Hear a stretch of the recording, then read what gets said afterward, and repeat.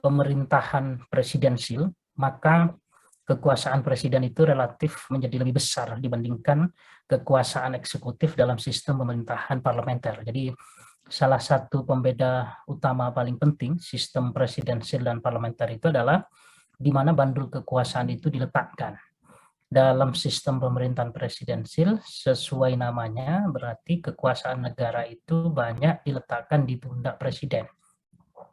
Sehingga dalam konsep itu, seluruh kekuasaan negara itu pada prinsipnya dipegang oleh presiden. Terutama kecuali untuk kekuasaan-kekuasaan dan kewenangan yang oleh peraturan perundang-undangan itu sudah diberikan kepada lembaga lain. Nah, sebaliknya dalam sistem parlementer itu meletakkan kekuasaan negaranya ada di tangan parlemen.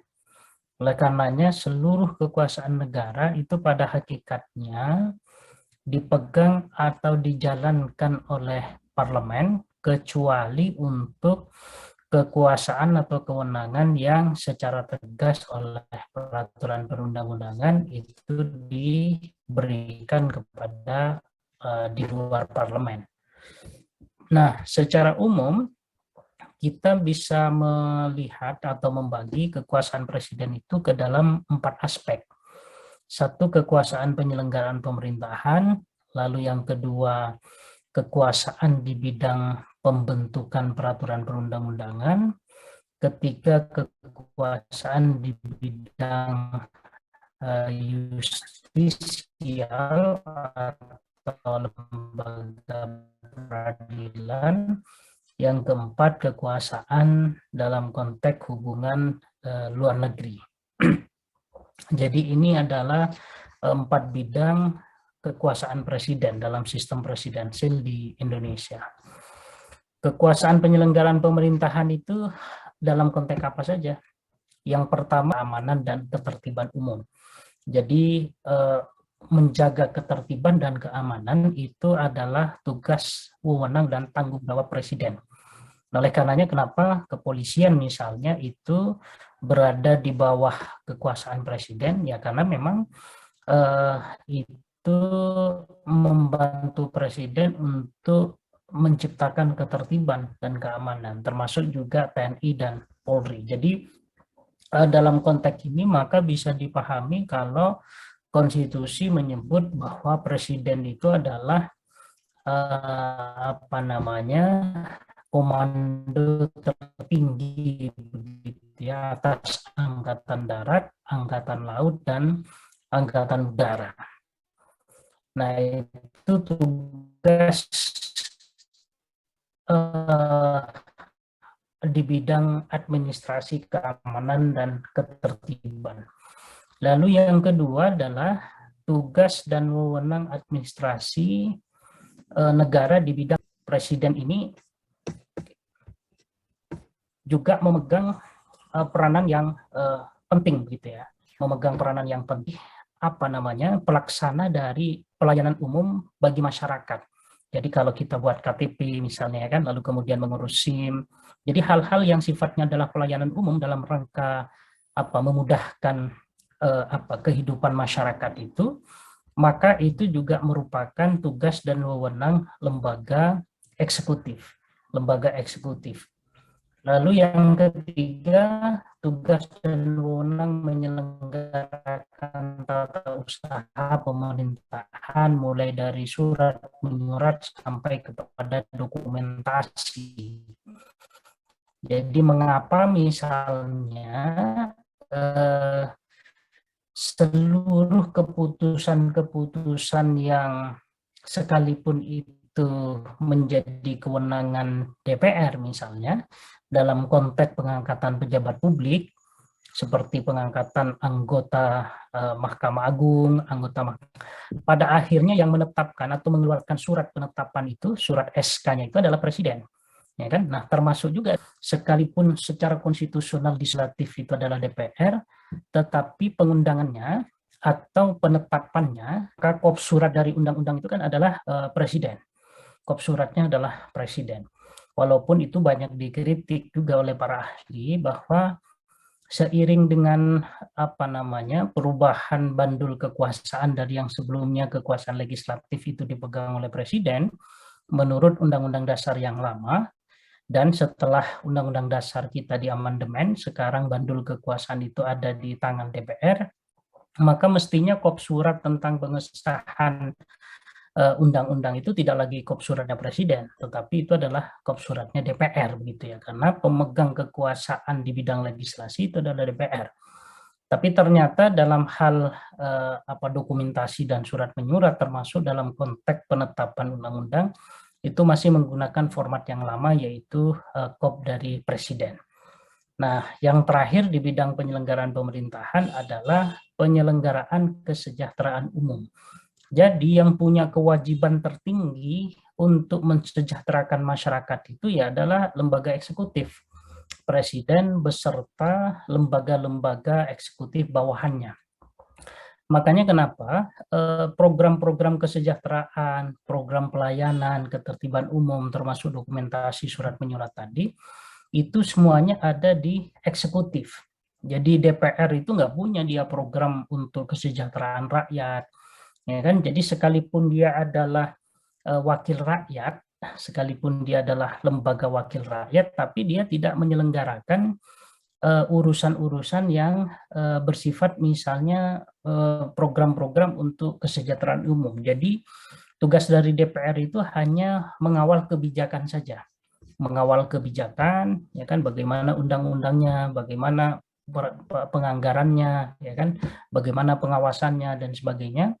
Tapi program-program kesejahteraan dalam rangka untuk memastikan setiap masyarakat itu hidup sejahtera, itu semua ada di tangan eksekutif, ya kan, di tangan eksekutif di bawah komando dari presiden.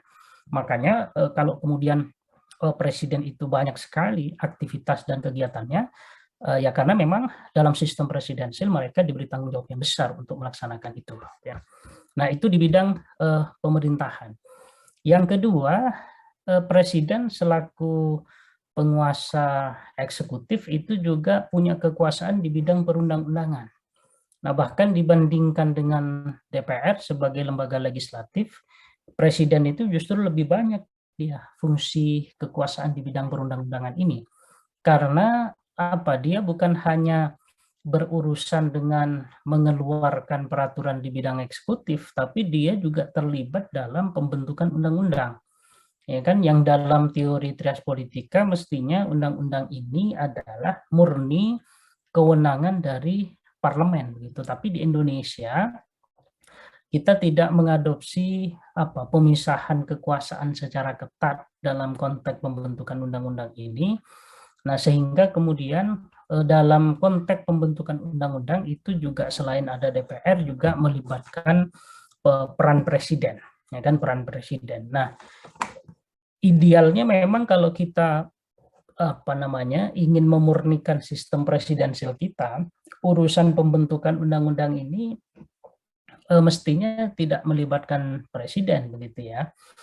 Tapi cukup itu menjadi kewenangan parlemen. Tetapi presiden, kalau kita modelnya ingin mengadopsi seperti di Amerika, misalnya, karena Amerika itu disebut sebagai bapaknya lembaga sistem presidensil. Jadi kalau kita bicara tentang sistem pemerintahan itu kan Amerika dia disebut sebagai negara yang dulu menggagas sistem presidensil. Sementara sistem parlementer itu lahir dalam tradisi sistem ketatanegaraan di Inggris. Jadi kenapa Amerika itu membuat sistem pemerintahan yang berbeda dengan Inggris? Ya karena dulu Amerika itu dijajah oleh Inggris, sehingga ketika dia merdeka, dia tidak ingin sistem pemerintahnya itu sama dengan yang diterapkan oleh Inggris sebagai penjajah. Maka dia lalu mengembangkan sistem sendiri yang kemudian disebut dengan sistem presidensil. Jadi Amerika itu adalah rujukan dalam penerapan sistem presidensil, sementara Inggris itu adalah rujukan dalam pembentukan sistem pemerintahan parlementer. Jadi di Amerika dalam konteks pembentukan undang-undang itu sepenuhnya menjadi kewenangan Kongres. Sementara presiden tidak terlibat baik dalam hal usulan, pembentukan, pembahasan, apalagi persetujuan. Nah, cuman di sana presiden itu diberikan hak veto namanya, ya kan, diberikan hak veto. Nah, hak veto itu maksudnya adalah ketika sebuah RUU itu sudah dibahas, dirancang, dan kemudian diperdebatkan serta setelah disetujui oleh Kongres, maka tahapan berikutnya adalah dia diserahkan kepada presiden untuk diundangkan. Tapi sebelum presiden mengundangkan, presiden diberi hak untuk menolak, namanya hak veto. Ya kan, hak veto bisa menolak. Nah, cuman hak veto presiden itu tidak mengikat dalam arti tidak mengikat secara otomatis, karena setelah, kalau misalnya presiden itu memveto terhadap undang-undang tertentu yang dihasilkan oleh Kongres tadi, maka undang-undang itu dikembalikan lagi ke Kongres untuk dibahas kembali. Apakah hak veto yang dijatuhkan oleh presiden itu didukung atau tidak? Maka kalau dia didukung oleh 3/4 anggota Kongres, maka vetonya itu berlaku. Jadi undang-undang itu otomatis menjadi batal. Tapi kalau vetonya presiden itu ternyata setelah ditanyakan kepada anggota Kongres, di voting begitu, dia tidak mendapatkan dukungan yang signifikan, yang diperlukan, maka vetonya itu menjadi tidak berlaku, dalam arti undang-undangnya itu harus tetap diberlakukan, begitu ya. Nah, di kita tidak meniru model itu, tapi kita meniru model yang banyak dikembangkan di negara-negara Eropa, gitu ya. Di Eropa itu pada umumnya memang keterlibatan membentuk undang-undang itu melibatkan dua lembaga, yaitu eksekutif dan legislatif. Nah, dalam konteks membentuk undang-undang ini, apa saja peran dari presiden? Nah, peran presiden itu hampir sama, bukan hampir sama, sama persis dengan peran DPR. Jadi dia mulai dari perancangan, ya kan, pengusulan dulu deh, pengusulan, lalu kemudian perancangan, pembahasan, persetujuan, dan sampai pengesahan, ya kan, sampai pengesahan. Nah, dan itu juga dilakukan oleh DPR. Jadi DPR itu fungsinya juga sama dengan itu, ya kan? Fungsinya sama juga dengan itu. Jadi DPR itu punya fungsi dalam konteks undang-undang itu mengusulkan, merancang, membahas, menyetujui, ya kan? Lalu sampai persetujuan, karena pengesahan itu nanti menjadi kewenangan presiden. Nah, bagaimana kalau kemudian undang-undang itu berasal dari DPR? Maka kalau dia berasal dari DPR, posisi presiden itu adalah sebagai pembahas. Jadi kalau yang mengusulkan RUU itu adalah DPR, yang merancang juga DPR, maka yang membahas dan memberikan persetujuan itu adalah presiden. Presiden itu apakah ada yang keberatan dengan isi rancangan RUU yang diusulkan oleh DPR? Apakah presiden itu menolak atau menyetujui? Nah, itu adalah posisinya presiden. Tapi kalau RUU itu datangnya dari usulan presiden, maka yang akan membahas itu DPR, dan sekaligus DPR juga yang akan memberi persetujuan atau memberi penolakan, ya kan, memberi penolakan. Jadi itu hanya beda posisi, tapi pada intinya adalah dua lembaga ini terlibat dalam proses pembentukan undang-undang itu sejak dari perencanaannya. Perencanaan, pembahasan, ya kan, lalu kemudian persetujuan bersama, dan terakhir itu adalah pengesahan oleh presiden melalui pemuatannya dalam lembaran negara atau tambahan lembaran negara. Jadi undang-undangnya itu ditetapkan atau dimuat di dalam lembaran negara, sementara penjelasannya itu dimuat di dalam tambahan lembaran negara. Ya, makanya di sini ada lembaran negara dan tambahan lembaran negara, karena memang fungsinya beda. Khusus untuk undang-undangnya itu nanti akan dimuat di lembaran negara, sementara penjelasannya itu akan dimuat di dalam tambahan lembaran negara.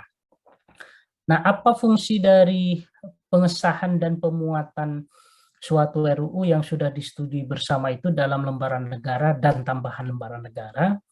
Ini sangat berkaitan dengan asas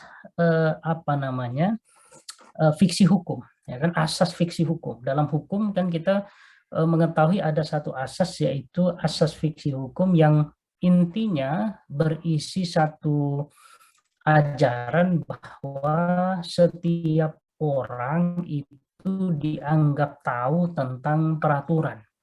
Jadi setiap orang dianggap tahu tentang peraturan, sehingga ketidaktahuan itu tidak menjadi alasan pemaaf. Jadi orang nggak bisa, misalnya dia melanggar undang-undang atau melanggar peraturan, lalu kemudian alasannya dia tidak tahu, misalnya ya kan, dia tidak tahu sehingga dia mengelak untuk bertanggung jawab. Nah, nggak bisa. Kenapa? Karena kita dalam hukum itu dikenal adanya fiksi hukum tadi.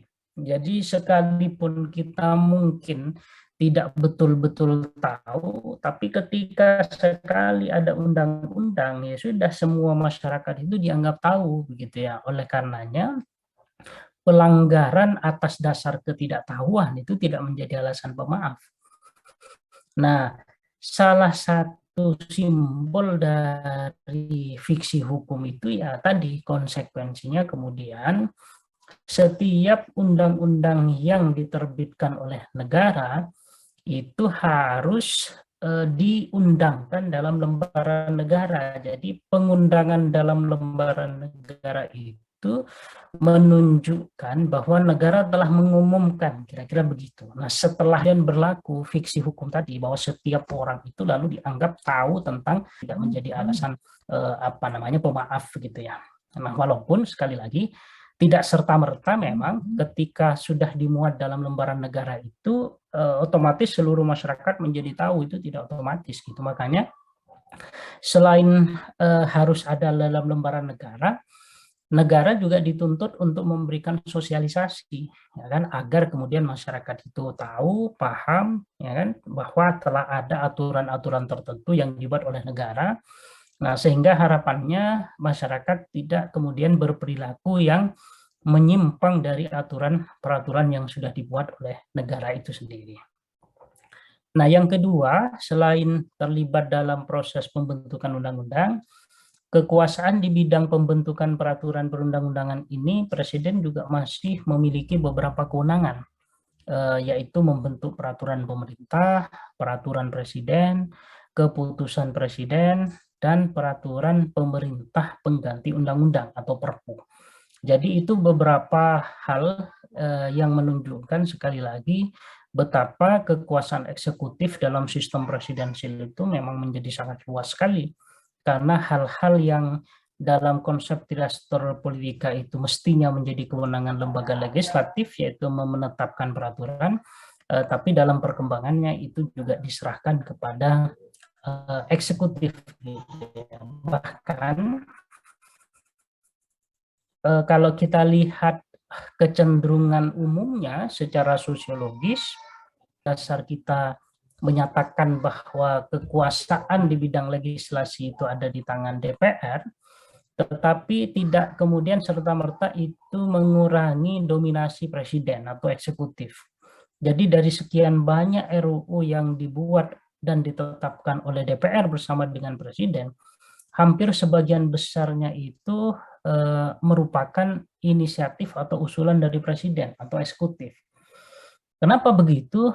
Karena memang secara kategori eksekutif ini memiliki banyak keunggulan-keunggulan yang bisa mendorong dia menjadi lebih paham dalam konteks pembentukan undang-undang daripada legislatif sendiri.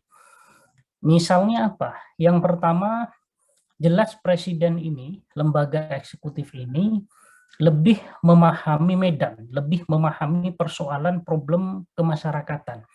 Sehingga apa yang seharusnya diatur melalui undang-undang dan apa yang tidak perlu diatur dengan undang-undang, lembaga eksekutif ini lebih menguasai daripada lembaga legislatif. Kenapa? Karena lembaga eksekutif ini kan punya kaki tangan, kira-kira begitu ya, birokrasi sampai ke level bawah, ya kan, level bawah. Jadi oleh karenanya, dan yang kedua, birokrasi eksekutif ini juga program-programnya itu bersentuhan langsung dengan kebutuhan masyarakat.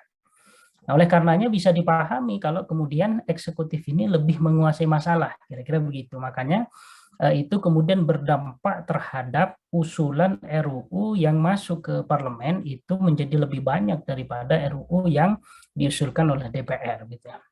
Itu pertama, faktor pertama. Faktor yang kedua adalah secara tenaga ahli dan kemampuan, eksekutif ini relatif lebih punya tenaga profesional untuk merancang RUU dibandingkan dengan DPR. Kenapa? Karena pertama eksekutif ini anggotanya atau personilnya itu sudah terlatih, ya kan, sudah terlatih. Karena relatif masa periodenya itu kan untuk jabatan eksekutif di luar presiden tentunya ya, seperti pegawai dan sebagainya itu kan masa baktinya itu kan lama dia. Nah, itu berbeda dengan DPR, sekalipun DPR itu dilekati staf ahli misalnya begitu, tapi dari masing-masing pemilu itu kan bisa jadi berbeda-beda orangnya, ya kan, bisa jadi berbeda-beda. Artinya orang yang dulu terpilih menjadi anggota DPR, pemilu berikutnya dia tidak terpilih sehingga berganti dengan orang yang baru, sehingga pengetahuannya tentang proses legislasi itu menjadi tidak seragam begitu ya, tidak seragam. Nah, itu berbeda dengan eksekutif yang dia disokong oleh birokrasi yang tetap begitu ya kan, yang setiap tahun dari tahun ke tahun selalu mengerjakan proses pembentukan undang-undang itu, sehingga skill perancangan peraturannya itu menjadi lebih terbentuk begitu ya dibandingkan dengan DPR.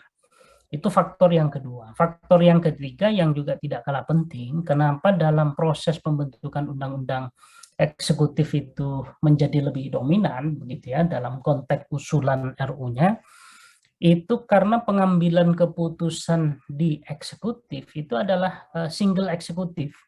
Single eksekutif itu maksudnya adalah sifatnya itu top down. Jadi presiden sebagai kepala negara dan kepala pemerintahan itu sifatnya adalah instruksi, ya kan, sifatnya adalah instruksi. Dia menjadi pemimpin tertinggi di bidang eksekutif. Nah, oleh karenanya sifat pengambilan keputusan yang bersifat single eksekutif tadi itu lalu menjadi lebih efisien begitu ya di dalam pengambilan keputusan. Artinya kalau eksekutif itu pengen ada RUU tertentu yang harus dibentuk, itu presiden tinggal perintah, itu selesai karena keputusan itu ada di tangan presiden. Tapi di legislatif tidak begitu. Sifat pengambilan keputusan di lembaga legislatif itu adalah kolektif kolegial. Kolektif kolegial itu maksudnya adalah seluruh peserta atau anggota DPR itu semua pengambil keputusan. Jadi posisi ketua DPR, wakil ketua DPR itu hanya simbolik saja, ya kan, hanya simbolik saja. Tetapi kedaulatan tetap ada di masing-masing anggota. Jadi kalau DPR itu mau mengusulkan suatu RUU tertentu misalnya, dia harus didiskusikan kepada seluruh anggotanya. Nah, karena itu maka proses pengambilan keputusan di lembaga legislatif itu menjadi lebih rumit begitu ya, menjadi lebih rumit dan bertele-tele begitu, tidak seperti eksekutif di mana presiden tinggal instruksi saja. Tapi di DPR nggak bisa begitu. Ketua dan wakil ketua itu tidak bisa dia langsung menentukan RUU apa saja yang harus diusulkan dari lembaga DPR, tetapi dia harus berbicara dan berkonsultasi dengan seluruh anggotanya, karena sifat pengambilan keputusan di lembaga DPR itu adalah kolektif kolegial. Jadi seluruh anggota itu punya posisi yang setara dan pendapat yang sama begitu. Jadi harus dikonsultasikan semuanya. Tadi tidak bisa hanya sekedar itu selesai di level pimpinan saja gitu ya. Nah, oleh karenanya sifat pengambilan keputusan yang kolektif kolegial seperti itu pada akhirnya kemudian juga berpengaruh terhadap proses kecepatan di dalam pengambilan keputusan gitu ya. Nah, itu di bidang perundang-undangan. Di bidang kekuasaan justisial, jadi sekalipun ini tidak berkaitan langsung dengan proses mengadili begitu ya, sebagaimana kekuasaan lembaga peradilan, tetapi tetap saja fungsi-fungsi ini sangat berkaitan dengan fungsi di bidang justisial, di bidang peradilan gitu ya. Misalnya di dalam pasal 14 Undang-Undang Dasar itu dikatakan Presiden memberi gerasi rehabilitasi dengan memperhatikan pertimbangan Mahkamah Agung. Yang kedua, Presiden memberi amnesti dan abolisi dengan mempertimbangkan pertimbangan DPR atau Dewan Perwakilan Rakyat.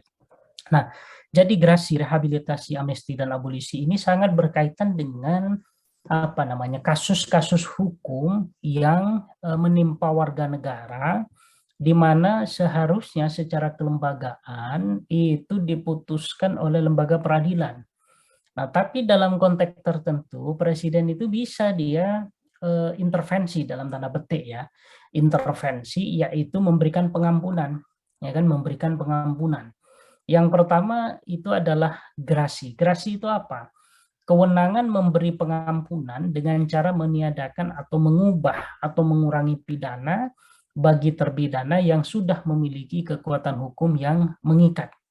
Nah, itu gerasi. Lalu rehabilitasi, saya mau ke rehabilitasi dulu ya, atau ke abolisi dulu. Abolisi adalah kewenangan meniadakan penuntutan, tidak menghapuskan sifat pidana, tapi karena pertimbangan tertentu Presiden menetapkan tindakan pidana tertentu tidak dilakukan penuntutan. Jadi berbeda dengan gerasi, kalau gerasi itu dia orang ini sudah terpidana, sudah ada kekuatan hukum mengikatnya. Ya kan, sudah ada kekuatan hukum mengikatnya, dia sudah diputus gitu kan, sudah diputus, tapi kemudian Presiden itu memberi pengampunan, ya kan, memberi pengampunan. Jadi sekalipun dia sudah diputus bersalah begitu ya kan, nah Presiden itu masih bisa memberikan mengurangi pidananya atau bahkan meniadakan.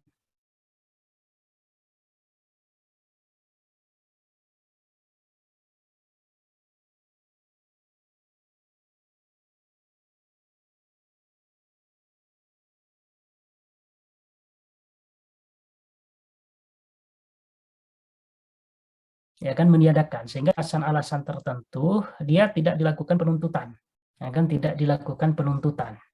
Jadi dia dibebaskan bahkan sebelum peradilan itu memberi putusan, itu namanya abolisi. Nah, yang berikutnya adalah amnesti. Amnesti itu kewenangan meniadakan sifat pidana atas perbuatan seseorang atau kelompok orang. Mereka yang terkena amnesti dipandang tidak pernah melakukan suatu perbuatan pidana.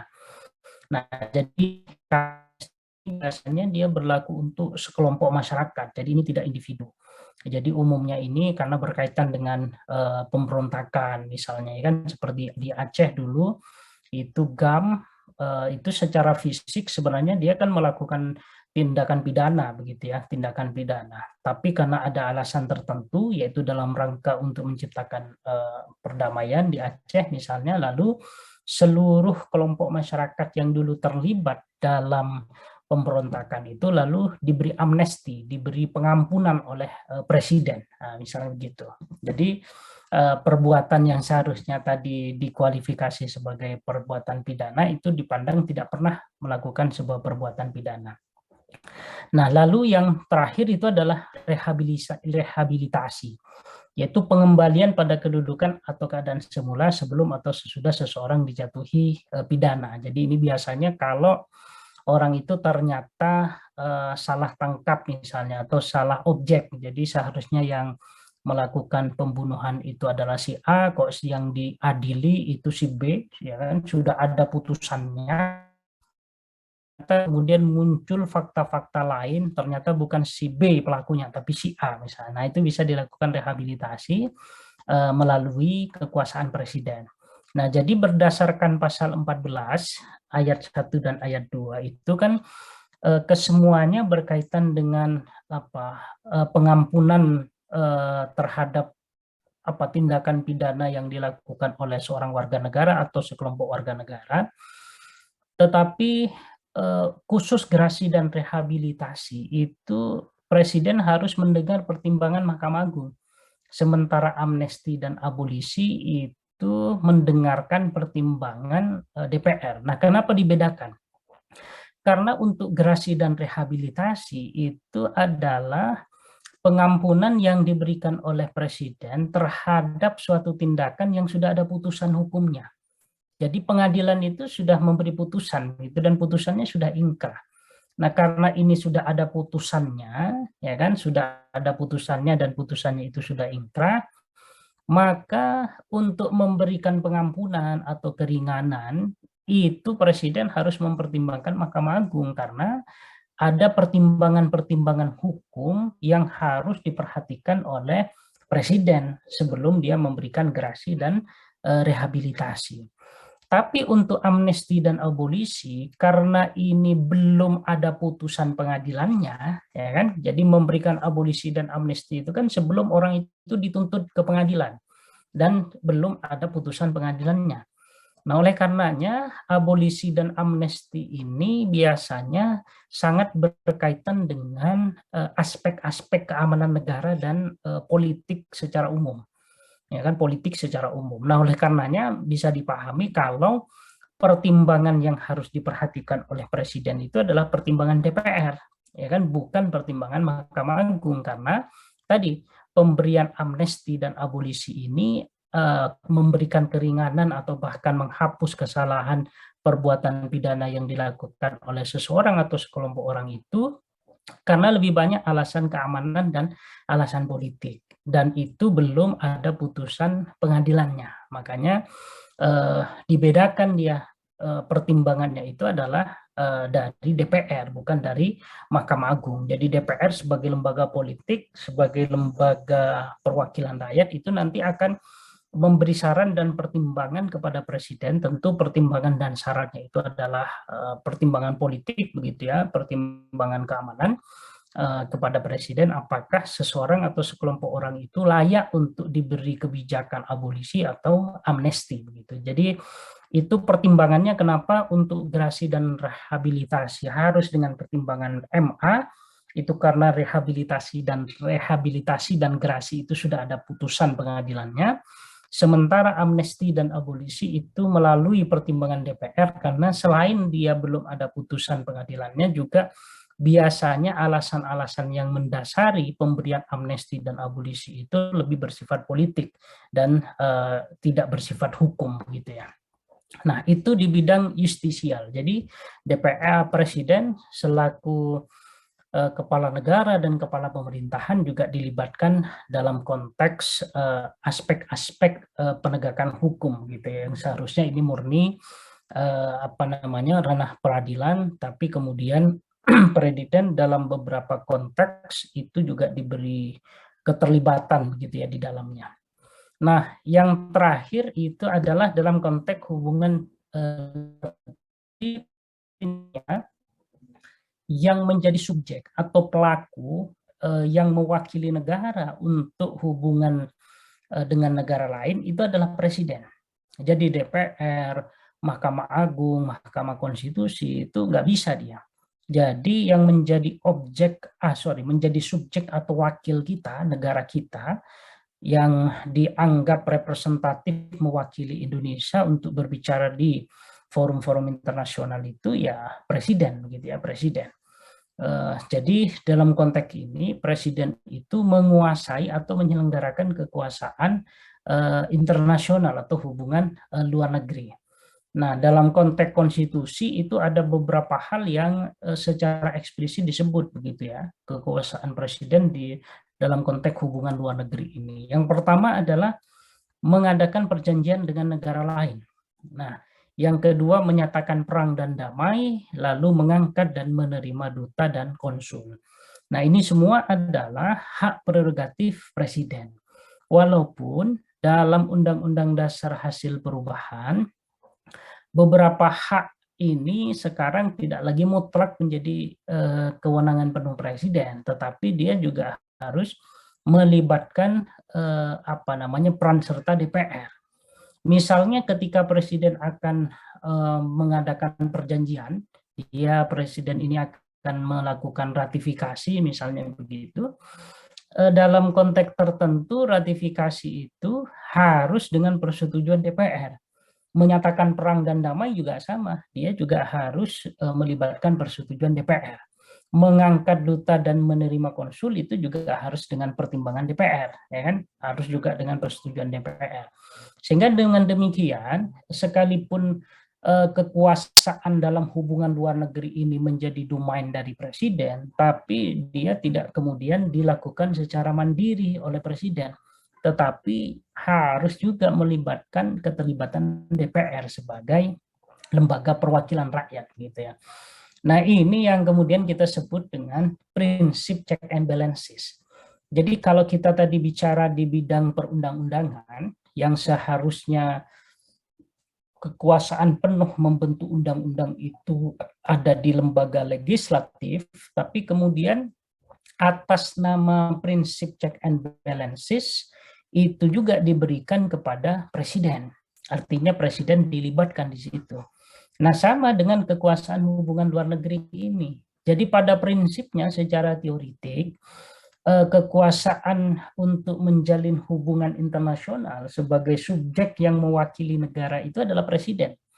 Tapi dalam rangka terciptanya check and balances, agar kemudian presiden itu tidak melakukan penyalahgunaan kekuasaan, ya kan, melakukan penyelewengan, misalnya begitu, maka DPR juga dilibatkan dalam konteks apa, ya kan? Dalam konteks memberi persetujuan atau setidak-tidaknya memberi pertimbangan, ya kan? Memberi pertimbangan. Nah, itu beberapa hal yang berkaitan dengan kekuasaan presiden yang sekali lagi ada persinggungannya dengan lembaga-lembaga lain, baik di bidang pemerintahan, perundang-undangan, lalu justisial, dan terakhir itu adalah di bidang hubungan luar negeri. Sampai di sini ada pertanyaan, teman-teman sekalian? Suara saya masih kedengaran ya? Masih, Pak. Oke. Berikutnya kita masuk ke hukum pengaturan tentang kekuasaan lembaga legislatif kita. Secara umum kita mengenal ada dua model lembaga perwakilan ya. Satu, apa yang disebut dengan bicameral, yang kedua model unicameral. Jadi bicameral itu karena parlemennya ada dua kamar begitu ya, biasanya kamar lembaga perwakilan dan lembaga utusan daerah atau utusan golongan, atau dia hanya ada satu, ya kan, dia hanya ada DPR saja. Makanya dalam sejarah ketatanegaraan, dalam praktek ketatanegaraan di dunia itu pada umumnya dikenal dua itu. Jadi kalau bukan bentuknya unicameral satu, maka dia adalah bicameral, gitu ya, bicameral. Seperti di Amerika misalnya ada House of Representatives, itu yang mewakili kepentingan seluruh rakyat Amerika, dan ada juga Senat, ya kan, Senat itu mewakili kepentingan daerah. Jadi kalau di kita itu sama dengan DPD lah, kira-kira begitu. Nah, Indonesia ini menarik, ya kan, menarik. Kenapa? Karena secara konsep sebenarnya dalam perumusan Undang-Undang Dasar kita hasil perubahan, kita dulu punya keinginan untuk membangun sistem parlemen yang bicameral, ya kan, bicameral. Makanya lalu kemudian kita mengadopsi selain ada DPR itu juga ada DPD. Dulu sebelum Undang-Undang Dasar diamandemen, kita justru memiliki 3 perwakilan, ya kan, 3 perwakilan, karena selain ada DPR itu juga ada utusan golongan, ada juga utusan daerah, ya kan, utusan daerah. Jadi ini menarik ya, menarik karena kita tidak semata-mata hanya mengakomodir utusan daerah waktu itu, tapi juga utusan golongan. Kenapa begitu? Karena para pendiri negara kita dulu berpikir bahwa Indonesia ini kan sangat heterogen, ya kan, sangat heterogen, terdiri dari banyak suku, lalu kemudian perbedaan bahasa, agama, dan sebagainya. Nah, bagi mereka yang secara kuantitas, secara jumlah itu minoritas, maka tentu setelahnya mereka tidak akan bisa terwakili di lembaga parlemen kalau sistem pemilihannya itu adalah dengan pilihan langsung. Ya kan, pilihan langsung itu hanya akan menghasilkan calon-calon yang dia secara kuantitas atau secara jumlah itu dia banyak begitu ya. Yang minoritas itu pasti nggak akan pernah bisa terpilih gitu ya. Nah, oleh karenanya untuk mengakomodir itu, maka dalam Undang-Undang Dasar kita yang lama dulu itu disebutkan bahwa golongan-golongan minoritas itu tetap bisa dia mengirim perwakilannya ke parlemen melalui skema utusan golongan. Ya kan, maka jadilah dulu ada DPR, ada utusan golongan dan utusan daerah. Nah, cuman utusan golongan dan utusan daerah ini dulu tidak dipilih ya, karena tadi logikanya ya, karena kalau dia dipilih pasti nggak akan terpilih gitu, karena perolehan suaranya pasti minim. Jadi dulu dia diangkat. Nah, secara ide sebenarnya mengakomodir utusan golongan dan utusan daerah itu bagus begitu ya, agar kemudian lembaga DPR kita atau parlemen kita itu menjadi lebih representatif gitu ya, menjadi lebih representatif, mewakili semua golongan dan semua aspirasi begitu. Nah, cuman dalam tataran prakteknya ini banyak mengalami penyelewengan-penyelewengan, terutama karena dia mekanisme ininya penetapannya ini dengan cara diangkat.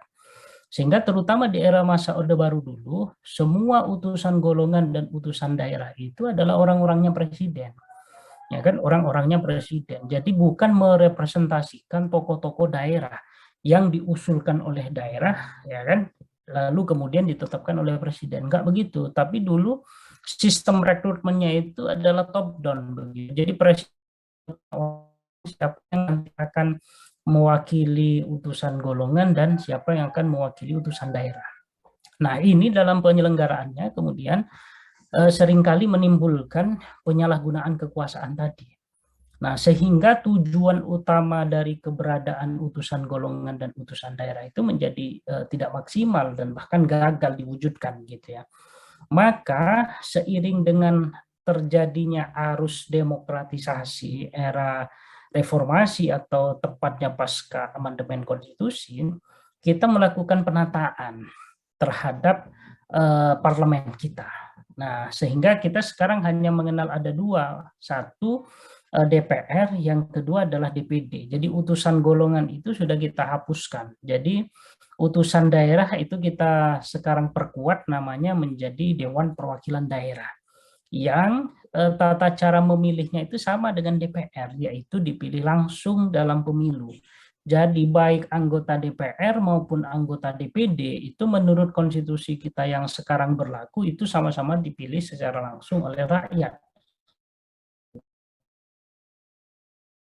Sebagai koreksi terhadap mekanisme penetapan yang berlangsung selama era Orde Baru dan Orde Lama dulu. Jadi agar kemudian tidak kewenangan menetapkan anggota DPD itu disalahgunakan oleh eksekutif, maka sudah kita tetapkan dia dipilih langsung saja oleh rakyat gitu ya.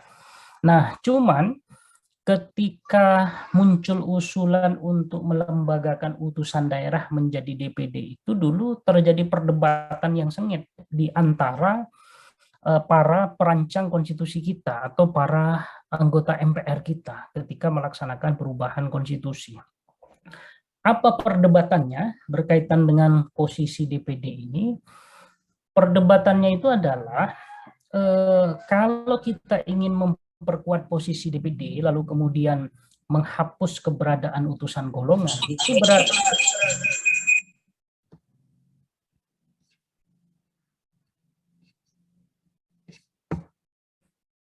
itu berarti kita akan mendesain sistem perwakilan kita itu menjadi bikameral gitu ya, bikameral, terdiri dari dua kamar, satu kamar DPR, satu kamar DPD. Nah, ini menjadi satu perdebatan karena dihubungkan dengan ini bentuk negara kita, yaitu bentuk negara kesatuan.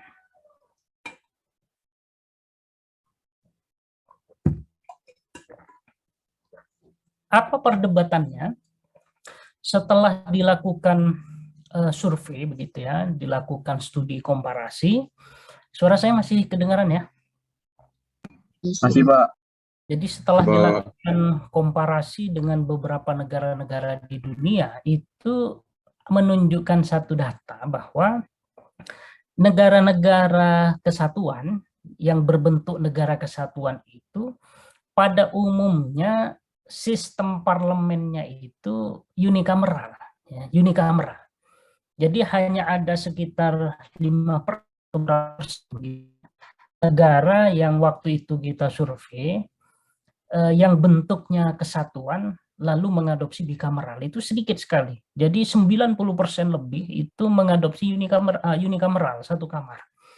Nah, sebaliknya negara-negara dengan sistem federal itu 100% mengadopsi sistem bikameral. Nah, ini kemudian menjadi soal dan menjadi perdebatan. Kenapa? Karena ketika proses amandemen konstitusi dulu, itu ada segolongan kelompok, ya terutama yang dimotori oleh PAN waktu itu, yang mengusulkan agar kita itu merubah bentuk negara kesatuan menjadi negara federal. Ya kan, merubah bentuk negara kesatuan menjadi federal. Apa alasannya PAN mengusulkan itu? Dulu banyak sekali ketimpangan ya, penyelenggaraan pemerintahan yang terjadi pada masa Orde Baru, di mana itu semua diidentifikasi oleh PAN, salah satunya karena bersumber dari konsep negara kesatuan, kata mereka. Jadi kenapa kemudian banyak ketimpangan pembangunan di daerah, itu karena sifat penyelenggaraan pemerintahan kita itu terlalu sentralistik. Ya kan, terlalu sentralistik, dan sentralistik ini pada akhirnya bercorak penyeragaman. Jadi apa yang menjadi kebijakan di Jakarta itu harus seragam diimplementasikan di seluruh wilayah di negara Republik Indonesia ini, tanpa kemudian ada modifikasi sesuai dengan kebutuhan real masing-masing daerah. Nah, padahal bisa jadi daerah tertentu itu cocok dengan kebijakan itu, tapi daerah yang lain nggak cocok karena kebutuhannya beda. Nah, oleh karenanya kemudian itu yang menyebabkan kata PAN waktu itu kita pembangunannya menjadi timpang gitu ya, menjadi timpang. Ada daerah yang sangat maju sekali, tapi ada juga daerah yang sangat miskin sekali. Nah, itu semua bisa diakhiri kalau kita menerapkan sistem federal, kata PAN waktu itu. Karena dalam sistem federalisme itu akan memberikan keleluasaan bagi pemerintahan di provinsi dan kabupaten kota itu untuk mengembangkan inovasi-inovasi sesuai dengan kebutuhan masing-masing daerah, tanpa kemudian harus didikte oleh kekuasaan pemerintah pusat. Karena memang kita tahu dalam sistem federal itu kan negara-negara bagian itu kan punya kedaulatan yang tidak harus menginduk kebijakannya kepada pemerintah pusat, ya kan, seperti di Amerika. Tapi dalam negara kesatuan itu kan sebaliknya. Karena dalam negara kesatuan itu diandaikan kekuasaan tertinggi ada pada pemerintah pusat, maka pemerintah pusat itu memegang kendali keseluruhan dari kekuasaan negara. Jadi daerah relatif dalam sistem negara kesatuan itu tidak punya ruang gerak yang bebas begitu ya, ruang gerak yang bebas. Nah, sehingga itu yang kemudian diusulkan oleh PAN. Jadi dengan heterogenitas wilayah dan kebutuhan masyarakat yang berbeda-beda itu, menurut PAN waktu itu kita nampaknya lebih cocok untuk menerapkan sistem federal begitu ya, sistem federal, sehingga masing-masing daerah itu bisa mengembangkan potensinya sesuai dengan kebutuhan masyarakatnya masing-masing. Nah, tapi itu ditentang oleh fraksi PDI dan fraksi ABRI waktu itu, karena dulu masih ada dualisme militer ya. Jadi militer dulu dia bisa di birokrasi sipil, dia juga bisa di birokrasi militer gitu. Jadi dulu di MPR kita itu ada namanya fraksi ABRI, fraksi Angkatan Bersenjata Republik Indonesia. Nah, dua fraksi ini menolak secara tegas usulan bentuk negara federal itu. Kenapa? Karena didasarkan pada satu pengalaman, ya kan? Karena dulu kita pada tahun 1949 kan kita pernah merubah konstitusi kita dari Undang-Undang Dasar 45 diganti menjadi konstitusi RIS. Ya kan, konstitusi RIS. Yang konstitusi RIS itu memuat tentang pengaturan perubahan bentuk negara kesatuan menjadi negara serikat atau negara federal waktu itu.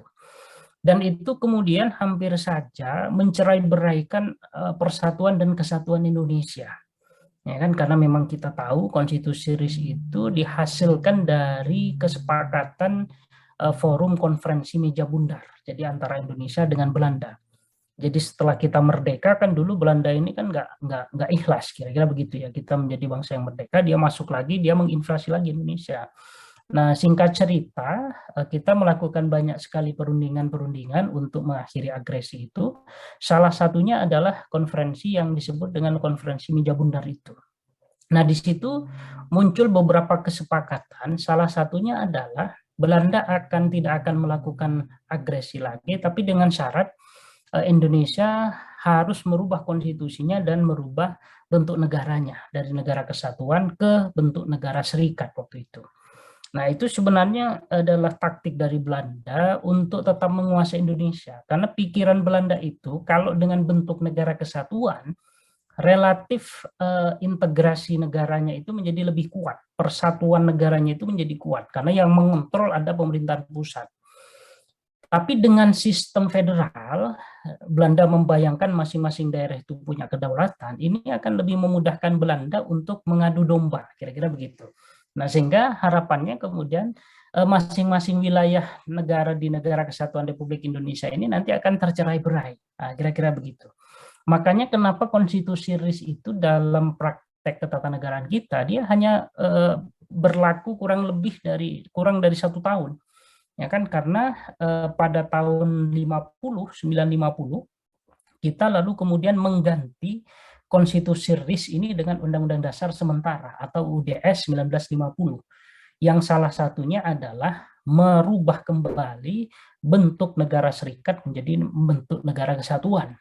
Ya kan, karena memang di lapangan waktu itu sudah muncul banyak sekali upaya-upaya daerah ini untuk memisahkan diri dari NKRI, ya kan, dari negara Republik Indonesia. Oleh karenanya para pendiri negara cepat menyadari itu dan kemudian merubah konstitusinya dari konstitusi RIS menjadi konstitusi atau Undang-Undang Dasar 1950 dan sekaligus mengganti bentuk negara federal menjadi negara kesatuan. Nah, trauma masa lalu ketika kita menerapkan bentuk federal yang hampir-hampir saja itu mencerai-beraikan wilayah-wilayah di Indonesia dari negara kesatuan Republik Indonesia inilah yang kemudian menjadi trauma begitu ya, terutama oleh TNI dan PDI sendiri. Nah, itu yang kemudian ditentang. Jadi ide-ide untuk merubah bentuk negara kesatuan itu ditentang berat oleh dua fraksi ini begitu. Jadi kalau istilahnya sekarang NKRI itu harga mati, kira-kira begitu. Jadi bentuk negara kesatuan itu adalah harga mati. Nah, hubungannya dengan DPD ini apa? Tadi, karena surveinya studi komparasi kita terhadap beberapa negara waktu itu menunjukkan bahwa negara kesatuan itu cenderung mengadopsi unikameral dan negara federal cenderung mengadopsi bikameral, maka ide untuk memasukkan DPD dalam parlemen kita itu dicurigai, kira-kira begitu ya, dicurigai itu akan merubah bentuk negara kita dari kesatuan menjadi federal. Ya kan, sekalipun di dalam ayat 1 Undang-Undang Dasar kita pasal 1 itu kita mencantumkan kita ini adalah negara kesatuan. Ya kan, Indonesia adalah negara republik, negara republik yang berbentuk kesatuan. Ya kan? Nah, sekalipun kita menegaskan itu, tapi memasukkan DPD yang kemudian melahirkan sistem bikameral ini, jangan-jangan ini adalah pintu masuk untuk merubah negara kesatuan itu menjadi negara federal begitu. Karena faktanya sekali lagi waktu itu negara-negara federal itu 100% mengadopsi sistem bikameral. Ya kan, sistem bikameral. Nah, sehingga ini kemudian dihubung-hubungkan begitu ya. Jadi ada hubungan antara kita mendesain sistem bikameral dengan upaya untuk merubah bentuk negara kesatuan menjadi negara federal. Nah, sehingga ini yang nanti berpengaruh besar terhadap keberadaan DPD. Di satu sisi, keinginan dari daerah untuk memperkuat eksistensinya, agar kemudian dia juga dilibatkan dalam proses perumusan kebijakan nasional setelah sekian lama pembentukan kebijakan itu dihegemoni oleh pusat, ya kan? Di era reformasi muncul gagasan untuk desentralisasi itu, ya kan? Maka usulan untuk membentuk DPD ini kuat begitu ya, kuat. Tapi tadi dia terbentur oleh sebagian fraksi yang kemudian khawatir jangan-jangan ini nanti mengarah kepada bentuk negara federal. Ya kan, bentuk negara federal. Akhirnya waktu itu ada dua kubu. Satu menolak secara keras kehadiran DPD, jadi kita tetap ingin agar lembaga perwakilan kita itu unikameral, tidak bikameral. Tapi ada juga sebagian besar yang mendorong agar DPD ini diperkuat dalam rangka untuk memperkuat keterlibatan daerah dalam proses penentuan kebijakan pembangunan nasional. Jadi agar jangan hanya pusat saja, kira-kira begitu, tapi daerah itu juga terlibat. Nah, akhirnya kemudian terjadi kompromi di dua kubu yang mendukung dan menolak tadi. Komprominya apa? Ya seperti sekarang ini, seperti sekarang yang kita saksikan, DPD secara kelembagaan diterima, ya kan, dia secara kelembagaan diterima menjadi bagian dari unsur parlemen kita selain DPR, tetapi secara fungsi dia diamputasi, ya kan, secara fungsi itu diamputasi karena dia dikhawatirkan kalau terlalu kuat itu kemudian akan melahirkan tadi bentuk negara federal. Jadi komprominya kemudian melahirkan DPD yang secara kelembagaan diterima, tetapi secara fungsi dan kewenangan menjadi sangat minim sekali. Ya kan, menjadi sangat minim sekali. Jadi kompromi itu yang menyebabkan kenapa DPD ini menjadi tidak ideal posisinya. Karena sejak awal memang ada sebagian dari fraksi yang mencurigai keberadaan DPD itu akan melahirkan bentuk negara federal di Indonesia. Nah, makanya ini lalu menjadi problem, ya kan, menjadi problem karena apa? Karena kalau kita hubungkan dengan konsep unikameral dan bikameral tadi, maka Indonesia itu nggak masuk dua-duanya. Kita nggak layak untuk disebut unikameral, ya kan, satu kamar, karena memang faktanya ada dua lembaga, yaitu ada DPR dan ada DPD. Tapi mau disebut bikameral pun juga nanggung gitu. Kenapa? Karena secara kelembagaan memang ada dua, tapi secara fungsi tidak sama kuat. Sementara konsep konsep bikameral sama-sama kuat gitu ya. Seperti di Amerika, jadi peran House of Representative dan peran Senat itu sama-sama kuat, ya, sama-sama kuat. Jadi ketika melakukan proses perumusan undang-undang, dua lembaga itu kewenangannya sama kuat, gitu ya. Nah, di Indonesia itu enggak. DPD ini secara kewenangan menjadi sangat lemah sekali. Nah, sehingga orang kemudian kalaupun kita terpaksa menyebut sistem parlemen kita itu adalah bikameral,